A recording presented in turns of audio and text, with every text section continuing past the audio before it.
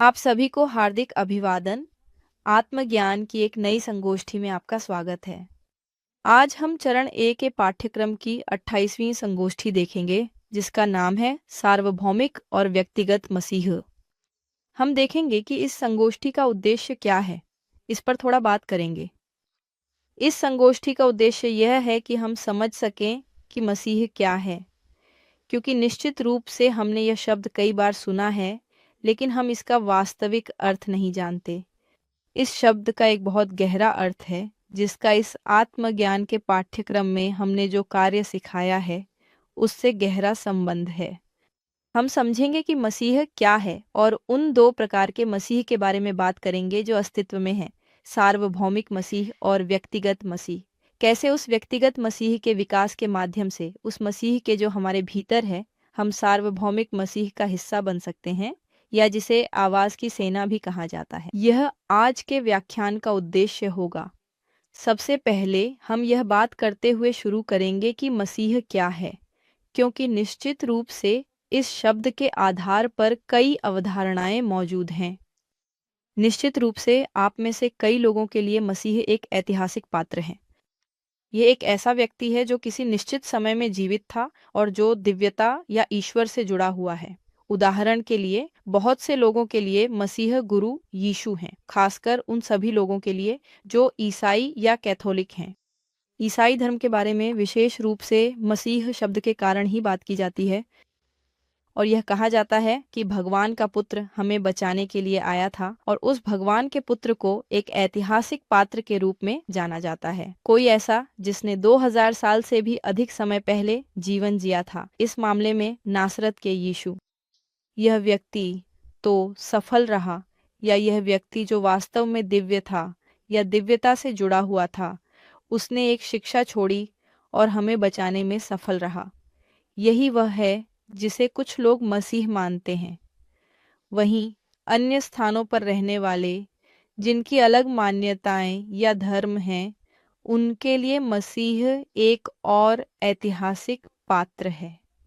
अगर हम उदाहरण के लिए हिंदू धर्म को देखें, तो उनके लिए मसीह वास्तव में कृष्ण ही कहे जा सकते हैं। कृष्ण का अर्थ मसीह है, और वह भी एक ऐसा अस्तित्व है जिसने बहुत समय पहले, हजारों साल पहले जीवन जिया था, और जिसने भी एक शिक्षा छोड़ी थी और मानवता की मुक्ति की प्रक्रिया में, उद्धार की प्रक्रिया में मदद करने में सफल रहे थे। तो हिंदुओं के लिए मसीह कृष्ण हैं, बौद्धों के लिए मसीह बुद्ध हैं, और ईसाइयों या उनकी सभी शाखाओं के लिए मसीह नासरत के यीशु हैं। शायद यहूदियों के लिए मसीह मूसा हैं, और इस्लाम के लिए मसीह मोहम्मद हैं। अगर हम दूसरी संस्कृतियों की ओर जाएं, जैसे कि उदाहरण के लिए एज़्टेक, तो हम पाएंगे कि अमेरिका में भी एक मसीह है जो कि केत्जालकोआत्ल है, या फिर दक्षिण अमेरिका में बोचिका है।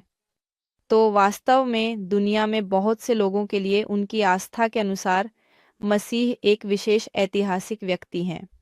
हम इस सम्मेलन में जो स्पष्ट करना चाहते हैं वह यह है कि मसीह कोई ऐतिहासिक व्यक्ति नहीं है। मसीह एक शक्ति है। मसीह जैसा कि है, या शब्द मसीह लैटिन क्रेस्टोस से आया है, जिसका अर्थ है अग्नि, और यही मसीह है। वह एक अग्नि है। वह एक सृजनात्मक अग्नि है। वही अग्नि है जिसने पूरे ब्रह्मांड की उत्पत्ति की। वही अग्नि है जिसने हर सृजित वस्तु की उत्पत्ति की। वह अग्नि कहाँ से उत्पन्न होती है? वह अग्नि दो विपरीत शक्तियों या दो भिन्न ध्रुवीयता वाली शक्तियों के मिलन से अर्थात उत्पन्न होती है। सकारात्मक ध्रुवीयता और नकारात्मक ध्रुवीयता होती है। इन दोनों विपरीत ध्रुवीयताओं से एक तीसरी शक्ति उत्पन्न होती है। जब ये दोनों विपरीत ध्रुवीयताएं एकजुट या एकीकृत होती हैं, तो एक तीसरी शक्ति उत्पन्न होती है, और इसी को हम मसीह अग्नि कहते हैं। अगर हम इसे भौतिक संसार में देखें, तो हम देखते हैं कि पुरुष और महिलाएं मौजूद हैं, उदाहरण के लिए, और जब पुरुष और महिला का मिलन होता है तो एक अग्नि उत्पन्न होती है, और वही अग्नि सृजन की अनुमति देती है। कम से कम हम एक नए मानव की सृष्टि को जानते हैं। यह सेक्स के माध्यम से होता है, जब उन दो शक्तियों का मिलन होता है, लेकिन सार्वभौमिक रूप से भी ये दोनों शक्तियां एक साथ आकर सृजन करती हैं, यानी उच्चतर स्तर पर बड़ी और श्रेष्ठ रचनाएं करती हैं, जैसे कि स्वयं ब्रह्मांड की रचना। ब्रह्मांड की रचना आवाज की सेना द्वारा की गई थी। आवाज की सेना पूरी तरह से जागरूक प्राणियों का एक समूह है जो परम से ही निकलते हैं। ठीक इसी बारे में 8वीं कॉन्फ्रेंस में हम पवित्र परम सूर्य की बात कर रहे थे। हम ये कह रहे थे कि ब्रह्मांड के केंद्र में एक सूर्य है। जिस तरह सौरमंडल के केंद्र में एक सूर्य होता है जो उसकी रचना को बनाए रखता है, वैसे ही आकाश गंगा के केंद्र में भी एक सूर्य है, सिरियस सूर्य, जो उसकी रचना को बनाए रखता है। इसी तरह ब्रह्मांड के केंद्र में भी एक सूर्य है जो पूरे ब्रह्मांड की रचना को बनाए रखता है। हम उसे पवित्र परम सूर्य कहते हैं और वहीं से वे चिंगारियां आती हैं जो हम सबके भीतर हैं, चेतना की चिंगारियां या आत्माएं। तो वह पवित्र परम सूर्य वास्तव में पूरी तरह से जागरूक प्राणियों से बना हुआ है। वह क्रियाशील ईश्वर है, लेकिन जब वह ईश्वर उस पवित्र परम सूर्य के भीतर होता है तो वह अप्रकट रहता है। किसी क्षण वह प्रकट होने का निर्णय लेता है। और वह आखिरकार कैसे प्रकट होता है? वह उस पवित्र परम सूर्य से निकलता है और बाहर आते ही दो विपरीत शक्तियों में विभाजित हो जाता है। हर ईश्वर, हर पूर्ण रूप से दिव्य प्राणी एक एलोहिम होता है, अर्थात वह ऐसा प्राणी है जिसमें दोनों शक्तियां, सकारात्मक और नकारात्मक या स्त्री और पुरुष, एक साथ समाहित होती हैं। देवता एलोहिम होते हैं। जब ये देवता परम से बाहर आते हैं तो ये दोनों शक्तियां तुरंत विभाजित हो जाती हैं। जब ये दोनों शक्तियां विभाजित हो जाती हैं तो वे स्वेच्छा से इन दोनों शक्तियों को एकजुट करते हैं, जो अंततः विपरीत ध्रुवों का मिलन या एक यौन मिलन बन जाता है। और इसी मिलन से एक तीसरी शक्ति उत्पन्न होती है जो रचनात्मक शक्ति है। इसी रचनात्मक शक्ति के माध्यम से ब्रह्मांड की सृष्टि का आरंभ होता है। एक चीज है आवाज की सेना, मैंने आपको ये पहले बताया था, यानी ब्रह्मांड की सृष्टि केवल एक प्राणी या एक ईश्वर द्वारा नहीं की जाती, बल्कि कई देवताओं द्वारा की जाती है, क्योंकि ईश्वर एक पूर्ण बहुवचन एकता है। ईश्वर प्रकाश का एक महासागर है। वह एक भस्म करने वाली अग्नि है, लेकिन वह महासागर कई बूंदों से मिलकर बना है, यानी वह पवित्र परम सूर्य, जिसे हम दिव्यता कह सकते हैं, जो पूरे ब्रह्मांड की सृष्टि को संभाले हुए है, वह कई जागरूक प्राणियों से मिलकर बना है जो उस पवित्र परम सूर्य में निवास करते हैं। और जब वे सृष्टि की उत्पत्ति के लिए बाहर आने का निर्णय लेते हैं तो वे समूह में आते हैं। एक पूरी सेना बाहर आती है जिसे आवाज की सेना या महान वाणी कहा जाता है, और वही सेना सृष्टि करने की जिम्मेदार होती है। एक पुस्तक जैसे कि बाइबिल, जो एक अत्यंत पवित्र ग्रंथ है, हमें बताती है कि प्रारंभ में सब कुछ वाणी के माध्यम से रचा गया था, और इसी के बारे में हम इस समय बात कर रहे हैं। हम महान शब्द की बात कर रहे हैं, हम आवाज की सेना की बात कर रहे हैं, वाणी के माध्यम से सृजन की, कि कैसे वे प्राणी जो इन दो विपरीत शक्तियों में विभाजित होने में सफल हुए, जो कि देवदूत हैं, पूरी तरह से जागरूक प्राणी हैं, वे इन दोनों शक्तियों को एकजुट करते हैं और मंत्रोच्चारण की प्रक्रिया शुरू करते हैं। वे सभी सृजनाओं को साकार करने के लिए बुद्धिमानी से वाणी का उपयोग करना शुरू करते हैं। यह एक ही समय में किया जाता है, लेकिन यह एक पूरी सेना के माध्यम से किया जाता है, यानी बहुत सारे प्राणी मिलकर सृजन में एक साथ काम कर रहे हैं, और उन प्राणियों के भीतर कुछ की पदानुक्रम दूसरों से अधिक होती है। इसी कारण आप लोग ऐसे शब्द सुनेंगे जैसे ब्रह्मांड का वास्तुकार, जो वह प्राणी है जिसकी सबसे ऊंची पदानुक्रम होती है और जो पूरे ब्रह्मांड की सृष्टि का निर्देशन करता है। इसी तरह कुछ प्राणी ऐसे भी होते हैं जिनकी पदानुक्रम उससे कम होती है, जो उस सृष्टि में साथ देते हैं और उसमें सहायता करते हैं, और हर एक की एक निश्चित भूमिका होती है। इसी तरह ब्रह्मांड की सृष्टि होती है। इसी तरह वह अग्नि, वही सृजनात्मक अग्नि जो सृष्टि के आरंभ में सक्रिय रहती है, अंततः भौतिक रूप ले लेती है और प्रकृति के 4 प्रमुख तत्वों की रचना करने का आधार बनती है। अग्नि, जो प्रकृति के तत्वों में से एक है, सबसे रहस्यमय तत्व है। अग्नि एक ऐसा तत्व है जिसे बहुत कम लोग जानते हैं। यह एक ऐसा तत्व है जिसमें रहस्य और दिव्यता का एक विशेष आभास होता है, जिसे बहुत कम लोग समझ पाते हैं। यदि आप पवित्र ग्रंथों में दी गई विभिन्न दृष्टांतों को देखें तो हमेशा ईश्वर को अग्नि से ही जोड़ा गया है। उदाहरण के लिए हम देखते हैं कि 10 आज्ञाएं जो मूसा को अग्नि के माध्यम से दी गई थीं, या वे विभिन्न अनुभव जो उन लोगों को हुए जिन्होंने इस क्राइस्टिक शक्ति को जानने का प्रयास किया, वे सभी अग्नि से जुड़े हुए थे। ईश्वर अग्नि के माध्यम से ही प्रकट होते थे, तो इसका बहुत गहरा संबंध सृष्टि से है और ईश्वर के अस्तित्व से भी है, क्योंकि वास्तव में ईश्वर वही है, एक अग्नि, एक ऐसी अग्नि जिसमें सृजन करने की क्षमता है और साथ ही नष्ट करने की भी, जैसा कि हम आगे देखेंगे, क्योंकि उसमें अशुद्ध या जो ठीक नहीं है उसे शुद्ध या नष्ट करने की भी शक्ति है। तो यहाँ हम समझ सकते हैं कि ब्रह्मांड की हर सृजित वस्तु की असली सृष्टि की प्रक्रिया कैसी है, और यह सब उसी क्राइस्टिक अग्नि के माध्यम से होता है जो कि सार्वभौमिक क्राइस्ट है। आज से 2000 साल से भी अधिक पहले उस गुरु ने, जिसके बारे में हम बात कर रहे थे, यीशु, अपनी जीवन यात्रा से इसी प्रक्रिया को दर्शाना चाहा। उन्होंने हमें, जिसे कॉस्मिक ड्रामा कहा जाता है, उसके माध्यम से दिखाया कि मसीह का जन्म, विकास और सब कुछ कैसे मर जाता है ताकि हमें बचाया जा सके, क्योंकि कोई भी पिता तक नहीं पहुंच सकता यदि वह पुत्र के माध्यम से न हो। यह क्रिस्टिफिकेशन की प्रक्रिया, जिसे गुरु यीशु ने 2000 साल पहले दर्शाया था, किसी भी मानव के लिए वास्तविकता से परे नहीं है।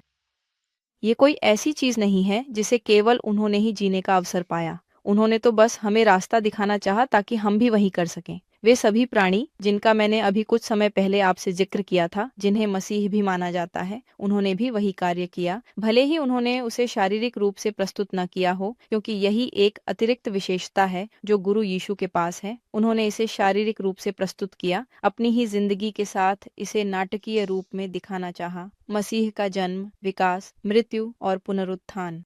लेकिन हर वह व्यक्ति जो मसीहत्व को प्राप्त कर लेता है, जो उस शक्ति को अपने भीतर धारण कर लेता है, उसे वही सब कुछ जीना पड़ेगा जो गुरु यीशु को पवित्र भूमि में जीना पड़ा था। और अंततः उसे उस प्रसिद्ध क्रूस पर चढ़ाए जाने तक पहुंचना होगा, जो कि अशुद्धता की मृत्यु है, दोष का अंत है। जब हम वह पट्टी देखते हैं जो गुरु के क्रूस के ऊपर दिखाई देती है जब उन्हें सूली पर चढ़ाया गया था, उस पर कुछ अक्षर लिखे होते हैं, INRI। इन अक्षरों का अर्थ है इग्निस नातुरा रेनोवाटुर इंटेग्रा, जिसका मतलब है अग्नि निरंतर प्रकृति का नवीनीकरण करती है। यही वह असली अर्थ है उस शब्द या संक्षिप्ताक्षर का जो क्रूस के ऊपर लिखा हुआ है। अग्नि ही मसीह है, वही सार्वभौमिक अग्नि, वही सृजनात्मक अग्नि, वही अग्नि जो हर चीज का नवीनीकरण कर रही है और जिसमें हमारी अपनी आंतरिक प्रकृति को भी नवीनीकृत करने की क्षमता है। यह हमें थोड़ा सा उस प्रसिद्ध व्यक्तिगत मसीह के बारे में बात करने की ओर ले जाता है। सार्वभौमिक मसीह कई व्यक्तिगत मसीहों का संघ है, यानी उन कई प्राणियों का जिन्होंने क्रिस्टिफिकेशन, प्रबोधन या आत्म साक्षात्कार, आप इसे जो भी नाम देना चाहें, उस उच्चतम चेतना की अवस्था को प्राप्त कर लिया है। उस उच्चतम चेतना की अवस्था तक पहुंचने के लिए हमारे लिए आवश्यक है कि हम क्राइस्ट की शक्ति को अपने भीतर धारण करें। कोई भी व्यक्ति, चाहे उसकी कोई भी आस्था हो या वह किसी भी धर्म में हो, उस परम प्रबोधन की अवस्था तक नहीं पहुंच सकता यदि वह अपने हृदय में मसीह को धारण नहीं करता। यह आस्था का विषय नहीं है, यह किसी चीज पर विश्वास करने या न करने का सवाल नहीं है। बहुत से लोग मानते हैं कि किसी ऐतिहासिक मसीह या ऐतिहासिक व्यक्ति में विश्वास करना ही पर्याप्त है ताकि मसीह हमारे हृदय में जन्म ले और हमें उद्धार मिले। लेकिन ऐसा नहीं है, यह सच नहीं है। हमें शुद्धता तक पहुंचना गहरा और अर्थपूर्ण, ताकि वह मसीह हमारे हृदय में जन्म ले सके और मसीह हमें शुद्ध करे, हमें हर पाप से मुक्त करे, हमें हर मनोवैज्ञानिक दोष से मुक्त करे और हमें उद्धार की ओर ले जाए, हमें आत्मा के साथ एकता की ओर ले जाए। ये एक ऐसा कार्य है जिसे हर इंसान के भीतर वास्तव में करना होता है। दरअसल ये केवल विश्वास का मामला नहीं है, जैसा कि बहुत से लोग सोचते हैं। तो अब हम उस व्यक्तिगत मसीह के बारे में बात करेंगे। व्यक्तिगत मसीह, जैसा कि मैंने आपसे कहा था, वह एक शक्ति है जो हर इंसान के भीतर से उत्पन्न होती है। इस समय हमारे पास एक क्रिस्टिक अग्नि का प्रारंभिक रूप है। ये क्राइस्टिक अग्नि हमारी चेतना की चिंगारी है, वह दिव्य चिंगारी जो हर इंसान के भीतर होती है। यही वह 3% चेतना है जिसके बारे में हम पिछली व्याख्यानों में बात करते आ रहे हैं। यही हमारा क्रिस्टिक अग्नि का सिद्धांत है और यहीं से हम अपना व्यक्तिगत क्राइस्ट अवतारित करने के लिए कार्य करना शुरू कर सकते हैं। यह कार्य एक ऐसा कार्य है जो चेतना की क्रांति के 3 कारकों के माध्यम से किया जाएगा। चेतना की क्रांति के 3 कारक वे 3 कार्य हैं जो हमारे भीतर उस क्राइस्टिक अग्नि के सिद्धांत को मजबूत करेंगे और उसे उसके अधिकतम विकास तक ले जाएंगे। पहला कारक है मनोवैज्ञानिक मृत्यु, या जिन कारकों पर हम काम करेंगे उनमें से एक है मनोवैज्ञानिक मृत्यु। मनोवैज्ञानिक मृत्यु के माध्यम से हम जो करेंगे वह यह है कि हम मसीह को, उस मसीही ऊर्जा को जो हमारे प्रत्येक मनोवैज्ञानिक दोष के भीतर फंसी हुई है, मुक्त करेंगे। हर मनोवैज्ञानिक दोष के अंदर मसीह का 1% होता है, उसमें मसीही ऊर्जा का एक हिस्सा फंसा होता है और हमें उस दोष को समाप्त करने की आवश्यकता है ताकि उस मसीही ऊर्जा को मुक्त किया जा सके जो हमें व्यक्तिगत मसीह को आत्मसात करने की अनुमति देगी। दरअसल इसी कारण हमें यह जानने की आवश्यकता है कि अग्नि का रहस्य क्या है। अग्नि का गूढ़ और रहस्यमय रहस्य वास्तव में इनकार में ही निहित है। यह इच्छा का इनकार करने में ही है और इच्छा सचमुच हमारे भीतर की अग्नि है। यह एक ऐसी अग्नि है जो तब सक्रिय होती है जब कोई प्रलोभन सामने आता है। उदाहरण के लिए पीने का प्रलोभन, लड़ने का प्रलोभन, आलोचना करने का प्रलोभन, दुखी होने का प्रलोभन, धूम्रपान करने का प्रलोभन, झूठ बोलने का प्रलोभन। ये वे प्रलोभन हैं जो हमारे रोजमर्रा के जीवन में सामने आते हैं। जब प्रलोभन सामने आता है, हमारे भीतर की अग्नि या इच्छा सक्रिय हो जाती है। उस प्रलोभन में गिरने की चाहत होती है। हमारे पास 2 विकल्प होते हैं। एक है प्रलोभन के आगे समर्पण करना, जिससे हम उसके गुलाम बन जाते हैं क्योंकि हम अपनी क्रिस्टिक शक्ति दोष को दे देते हैं, उसे पोषित करते हैं। अगर मेरे भीतर झूठ बोलने की इच्छा है और मैं झूठ बोलता हूँ तो मैं अपने झूठ बोलने के दोष को पोषित करता हूँ, और जब मैं अपने झूठ बोलने के दोष को पोषित करता हूँ तो वह और बड़ा हो जाता है क्योंकि उसमें और अग्नि और क्रिस्टिक ऊर्जा होती है। इसका अर्थ है कि जब वह और शक्तिशाली हो जाता है, जब उसमें और ज्ञान व शक्ति फंसी होती है, तो उसमें मुझे और गुलाम बनाने और गिराने की क्षमता बढ़ जाती है। मैं अंत में उस दोष की गुलाम बन जाती हूँ।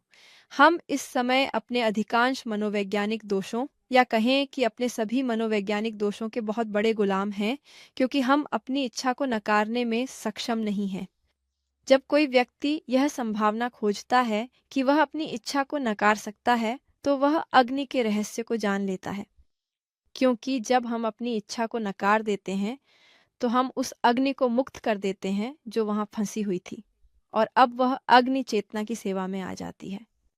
अब यह हमारी दिव्य चिंगारी, हमारी आत्मा का शाश्वत और अमर भाग है जो धीरे धीरे और अधिक सशक्त और प्रबल होने लगेगा, जो उस मुक्त हुई क्राइस्टिक ऊर्जा से पोषित और संजीवित होने लगेगा। और हर बार हम और अधिक मुक्त होते जाएंगे, यानी हम मनोवैज्ञानिक दोषों के कम गुलाम बनेंगे क्योंकि हम उनसे अग्नि छीन रहे हैं, उनसे शक्ति छीन रहे हैं। यही पहला कार्य है जो हमें करना चाहिए, सभी इच्छाओं को नकारना। दूसरा कार्य जो हमें करना चाहिए वह है उस सारी क्राइस्टिक ऊर्जा को लेना जिसे हमने मनोवैज्ञानिक मृत्यु के साथ मुक्त किया है और उसे अपनी स्वयं की रचना में लगाना। ये आध्यात्मिक जन्म की साधना या फिर आध्यात्मिक सेक्स की साधना के माध्यम से ही किया जाता है। हम, दूसरे शब्दों में, उन सभी मुक्त हुई चेतना की चिंगारियों या उन क्राइस्टिक ऊर्जा के प्रतिशतों को यौन साधना में ही लगाते हैं। जब कोई व्यक्ति सचेत रूप से यौन अभ्यास करता है, ध्यान केंद्रित करता है, वर्तमान क्षण में जीता है, ऊर्जा को ऊपर उठाता है लेकिन उसे बाहर नहीं निकालता, वीर्य स्खलन नहीं करता, बल्कि उस तरल को बुद्धिमानी से अपनी पुनरुत्पत्ति के लिए उपयोग करता है, तो वह ऊर्जा जो भीतर और ऊपर उठती है, जो रीढ़ की हड्डी से ऊपर चढ़ती है, वह कुंडलिनी जो ऊपर उठने वाली अग्नि है, यह सब मिलकर व्यक्ति में सृजन की प्रक्रिया की शुरुआत कराता है। हम क्राइस्ट सिद्धांत शुरू करते हैं जो हमारी इच्छा अस्वीकार करने की क्षमता, इच्छा शक्ति है।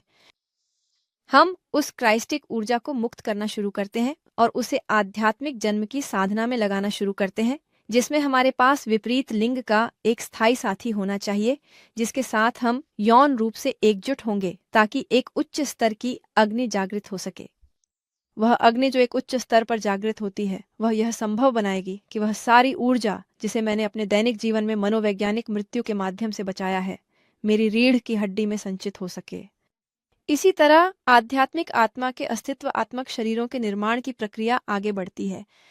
जैसे जैसे हम इन अस्तित्व के शरीरों का निर्माण करते जाते हैं, सबसे पहले हम अपने भौतिक शरीर का पुनर्जनन करेंगे। उसके बाद हम अपने प्राणिक शरीर का पुनर्जनन करेंगे। फिर हम अपना एस्ट्रल शरीर बनाएंगे।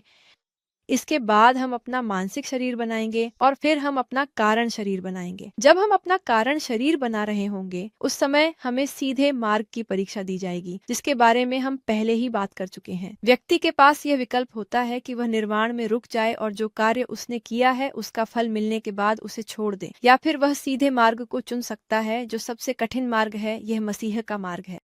जब कोई व्यक्ति सीधे मार्ग चुनता है तो वह क्राइस्ट की शक्ति को अपने भीतर धारण करना चाहता है। वह सब जीने को तैयार है जो गुरु यीशु ने जिया था, लेकिन आंतरिक रूप से, और उसे कष्टदायक मार्ग जीना होगा ताकि वह स्वयं को बचा सके, ताकि वह मुक्ति या प्रबुद्धता तक पहुंच सके। अगर व्यक्ति सीधे मार्ग को चुनता है तो वह परिपूर्ण विवाह को प्राप्त करता है। व्यक्ति उस क्राइस्टिक शक्ति को धारण करने में सफल होता है जो परिपूर्ण विवाह की शक्ति है, अर्थात मानवीय आत्मा और दिव्य आत्मा का मिलन। वही क्राइस्टिक शक्ति प्रकट होती है। मसीह का जन्म होता है, हृदय में क्रिसमस होती है। मसीह हमारे हृदय में जन्म लेता है। वह शक्तिशाली शक्ति हमारे भीतर उत्पन्न होती है, और यहाँ पर हमें यह एहसास होता है कि वह व्यक्तिगत मसीह दरअसल वास्तव में दिव्य और मानवीय का मेल है। जब कोई व्यक्ति अपनी मानवीय पक्ष यानी शरीर को दिव्य पक्ष या दिव्यता के साथ मिला लेता है, तो उसी क्षण वह अनोखा संयोग होता है मानवीय और दिव्य के बीच, जिसे हम मसीह कहते हैं। और यही मसीही शक्ति अपना पूर्ण शुद्धिकरण का कार्य शुरू कर देती है, जिसे हम प्रलय भी कहते हैं, यानी अग्नि के द्वारा अंत। अग्नि वास्तव में उन मनोवैज्ञानिक दोषों का पूर्ण अंत या समाप्ति कर देता है जो अभी भी जीवित हैं।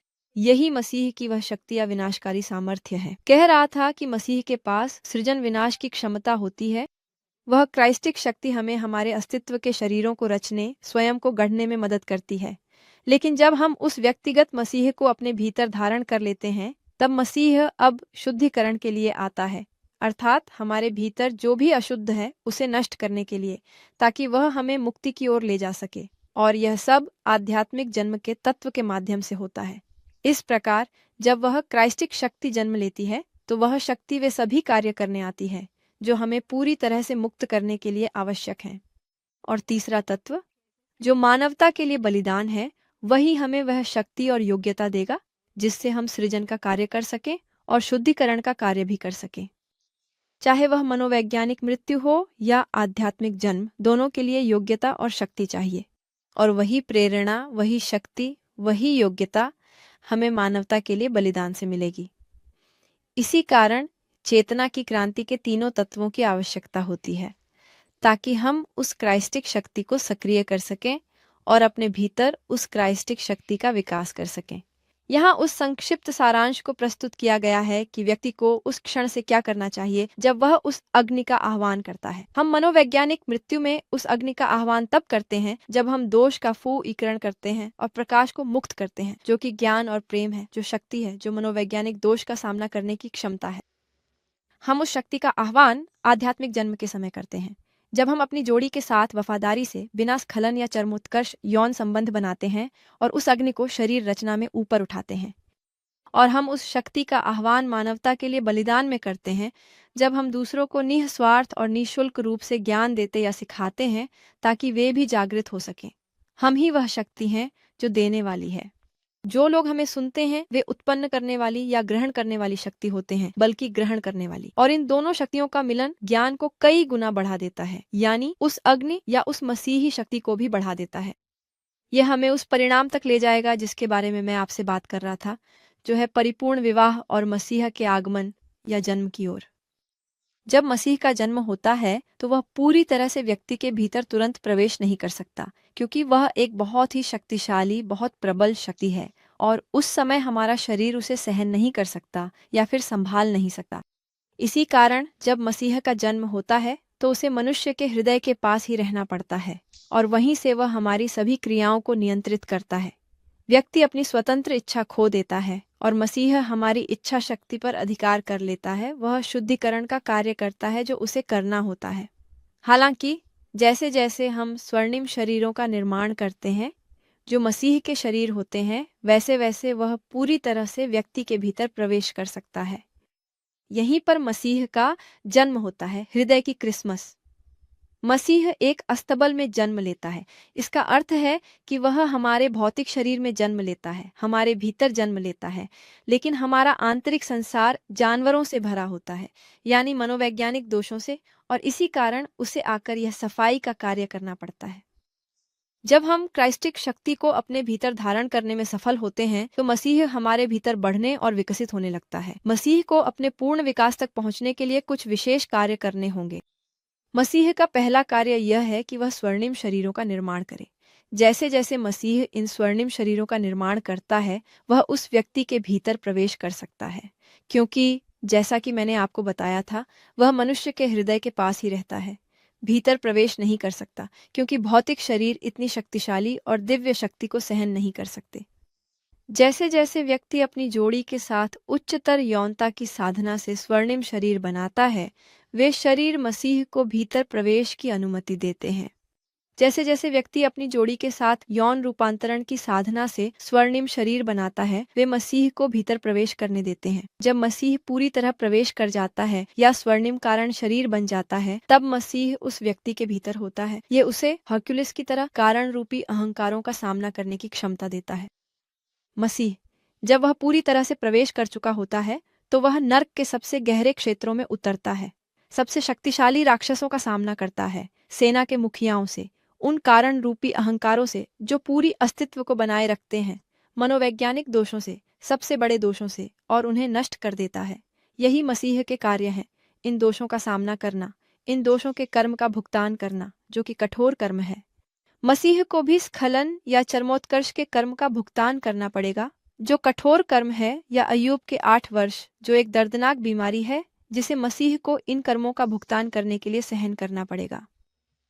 मसीह के पास उस बीमारी को सहने की शक्ति होती है, लेकिन यह एक बहुत ही दर्दनाक बीमारी है जो उसे उन मनोवैज्ञानिक दोषों की अभिव्यक्ति को भी देखने की अनुमति देती है जो नर्क के अंतिम क्षेत्रों में है, जहां मसीह को 3 दिनों तक उतरना पड़ता है, जो कि चेतना के 3 स्तर हैं। उसके स्वर्ण कारण शरीर, स्वर्ण बौद्धिक शरीर और स्वर्ण आत्मिक शरीर की रचना, जब तक कि वह पूरी तरह से नर्क को शुद्ध नहीं कर लेता और पुनरुत्थान प्राप्त नहीं कर लेता। जब मसीह पुनरुत्थान करता है तो वह अपना लक्ष्य प्राप्त कर लेता है। उसने अपने सभी मनोवैज्ञानिक दोषों को पूरी तरह से समाप्त कर दिया होता है, इन दोषों के पूरे कर्म का भुगतान कर दिया होता है, और इसके लिए मसीह को विश्वव्यापी शिक्षा का दायित्व भी उठाना पड़ता है। ये वही कार्य है जो व्यक्तिगत मसीह को स्वयं करना होता है, ताकि वह एक दिन आवाज की सेना का हिस्सा बन सके, अर्थात एक सच्चा, वास्तविक, महान, शक्तिशाली, प्रेरणादायक आध्यात्मिक मसीह, एक सार्वभौमिक मसीह बन सके। जब कोई मसीह पुनरुत्थान तक पहुंच जाता है, अपने अंतिम कार्यों को पूरा कर लेता है और विश्वव्यापी शिक्षा की जिम्मेदारी किसी अन्य मसीह को सौंप देता है, जो उसका शिष्य होता है, तब आत्म साक्षात्कार प्राप्त होता है। वह अपने स्व के साथ, अपने पिता के साथ एकता प्राप्त कर लेता है, और तब वह इन पूर्णतः जागरूक देवदूतों या प्राणियों में से किसी का हिस्सा बन सकता है, इन एलोहिम में से किसी का जो आवाज की सेना का हिस्सा होते हैं, ऐसे ब्रह्मांड सृजनकर्ता प्राणी जिनमें ब्रह्मांड की रचना की क्षमता होती है। आइए हम अंत में थोड़ा सा इस बारे में बात करें कि यह कुछ बहुत ही वास्तविक है, यह कुछ ऐसा है जिसे हम में से कोई भी अनुभव कर सकता है। हमने हमेशा मसीहों को ऐसे प्राणी के रूप में देखा है जो बस दिव्य और अलौकिक हैं, जो सीधे स्वर्ग से हमारे बीच आए हैं, जिन्हें भगवान ने भेजा था, और वे हमें मार्गदर्शन और शिक्षा देने के लिए यहाँ हम सबको आए। लेकिन जो बात हम नहीं जानते वह यह है कि उस स्तर की चेतना और उस स्तर की प्रबुद्धता तक पहुंचने के लिए उन्हें एक कार्य करना पड़ा। वे भी हम में से किसी की तरह ही प्राणी थे, पूरी तरह से दोषों से भरे हुए, और उन्होंने अपने ऊपर शुद्धिकरण का कार्य किया ताकि वे मसीहीकरण की उस प्रक्रिया तक पहुंच सकें। यह कोई आसान कार्य नहीं है, लेकिन यह संभव कार्य जरूर है, और इसी वजह से असल में हम यहाँ देख सकते हैं कि कई मसीह मौजूद हैं। हम उदाहरण के लिए सबसे प्रसिद्ध में से एक को देखते हैं, जो हैं गुरु येशुआ बेन पंडिरा, या नासरत के यीशु, यूहन्ना बपतिस्मा देने वाले, मत्ती, इस्करियोती, यहूदा। जो गुरु यीशु के शिष्यों में से एक था, जिसने ब्रह्मांडीय नाटक में विरोधी भूमिका निभाई, लेकिन उसने यह पूरी तरह जागरूक होकर किया क्योंकि गुरु ने उससे ऐसा करने को कहा था ताकि वह इच्छा के दानव या विश्वासघाती का प्रतिनिधित्व कर सके। Enoch, Melchizedek, Sanat Kumara, Raphael, Uriel, Michael और इफियल, जो सभी स्वर्गदूत हैं, सामेल ऑन वेयोर, जो हमारे समय के सबसे समकालीन क्राइस्ट्स में से एक हैं, उसी तरह उनके शिष्य राबोलू, सेंट ऑगस्टीन, मोरिया, जो सेंट फ्रांसिस ऑफ असीसी थे, गुरु Saint Germain, Saint Teresa of Jesus और जॉन ऑफ आर्क। हम यह भी देखते हैं कि क्राइस्ट महिलाएं भी हैं, क्योंकि कोई भी व्यक्ति, चाहे उसका लिंग, राष्ट्रीयता, विश्वास या जाति कुछ भी हो, यदि वह यह कार्य कर लेता है तो वह क्रिस्टिफाई हो सकता है। दांते अलिघिएरी, प्लेटो, पाइथागोरस, हर्मिस त्रिस्मेजिस्टस, कृष्ण, क्वेट्ज़लकोट्ल, कालुसुहांगा।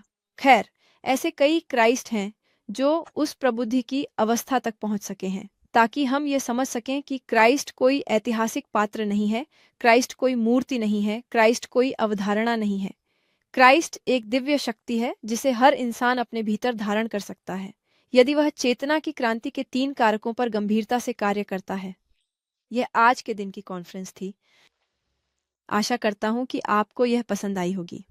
अगर आपके मन में कोई जिज्ञासा या सवाल है, क्योंकि मुझे पता है कि यह विषय कई सवाल छोड़ सकता है, तो कृपया उन्हें इस वीडियो के कमेंट्स में लिखें। हम उन्हें जवाब देने के लिए तत्पर रहेंगे और आपको इस कॉन्फ्रेंस श्रृंखला को आगे भी देखने के लिए सादर आमंत्रित करते हैं। अगली कॉन्फ्रेंस नंबर 29 होगी। यह पेंडुलम के नियम पर आधारित कॉन्फ्रेंस होगी। साथ ही आपको सोशल मीडिया और प्लेटफॉर्म, यूट्यूब, फेसबुक, वेबसाइट पर भाग लेने के लिए आमंत्रित किया जाता है ताकि आप इन विषयों पर और अधिक जानकारी प्राप्त कर सकें। धन्यवाद, जल्द ही फिर मिलेंगे।